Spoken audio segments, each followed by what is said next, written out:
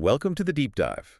Today we're going to unpack a really interesting study, one that kind of makes you question something pretty fundamental in sports. Yeah, it's fascinating. We're talking about the term unpopular sports. Seems simple, right? But this paper shows it's anything but clear. Okay. It's a deep dive based on research from Chungnam National University in South Korea.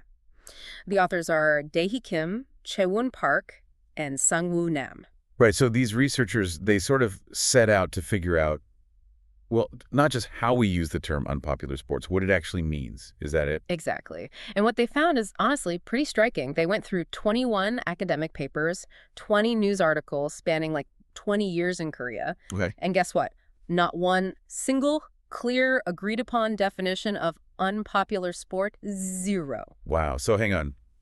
A term everyone uses, maybe even guiding funding decisions, Mm-hmm. and nobody's actually defined it. It's just assumed, like common sense. That's precisely the issue. It's treated like something everyone just knows, but underneath, there's no solid ground, no standard. So what happens then? What are the real-world effects of it being so vague? Well, that vagueness, it leads to problems. You get inconsistent criteria when deciding which sports get support. Right. And frankly, it opens the door for the term to be misused, sometimes politically. Leveraging the unpopular label to get resources, maybe without a truly objective reason. Okay, that's where it gets really serious.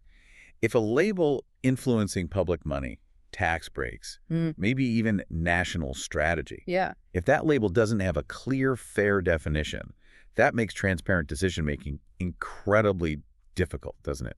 It feels like accountability just goes out the window. Absolutely. And that's why the study is so valuable. They don't just point out the problem, they propose solutions. 3 hypothetical frameworks to try and assess sport popularity more objectively. Okay, interesting. So moving beyond just gut feelings, what's the first one? The first is participation rate. This one looks at involvement from 2 angles, professional and recreational.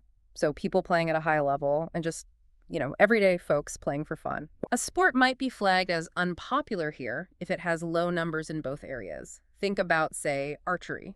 Maybe high pro participation during the Olympics, but perhaps low everyday recreational play for many people. Gotcha. So it needs engagement across the board. Yeah. What's the second framework? The second is public recognition. This goes beyond just playing. It's about public awareness. Do people even know the sport exists? And crucially, are they interested in participating, even if they don't currently? So awareness and willingness. Exactly. An unpopular sport by this measure would be one few people know about and few people express any desire to try. It might be a very traditional sport, perhaps, that's lost visibility. Makes sense. And the third one? The third proposed framework is organizational sustainability. This looks at the sport's, infrastructure. Can the organizations running the sport stand on their own financially? Financial self-reliance. Right. And also the overall scale, how many athletes, clubs, coaches are actually involved. So an unpopular sport here would struggle both financially and in terms of its participant base. It needs a lot of external help to survive. So these 3 frameworks, participation, recognition, sustainability, they offer actual, concrete ways to look at it. It's not just subjective anymore. That's the goal. To provide tools for more evidence-based discussion. It forces policymakers, and even us, to ask why a sport might need support. Is it truly unpopular by objective measures, or is something else going on? It's interesting, though.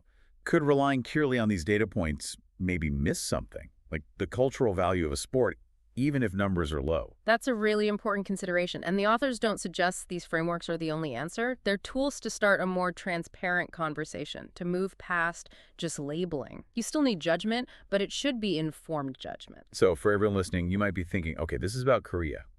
Why does this definition matter to me? Well, because this issue isn't unique to Korea at all. Think about it.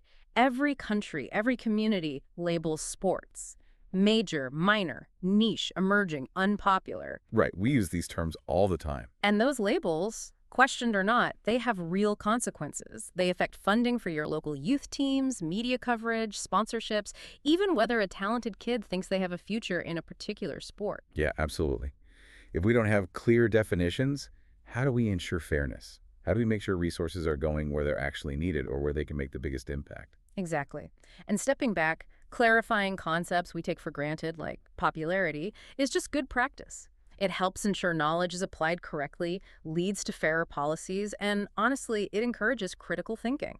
Especially now, with so much information flying around, this kind of research really pushes the field, like sports sociology, forward internationally. It encourages us to look beneath the surface of the words we use. Precisely. It's about moving from just assuming things to actually examining the evidence, building our understanding on something solid. So, the takeaway for you listening, maybe start questioning those labels you hear.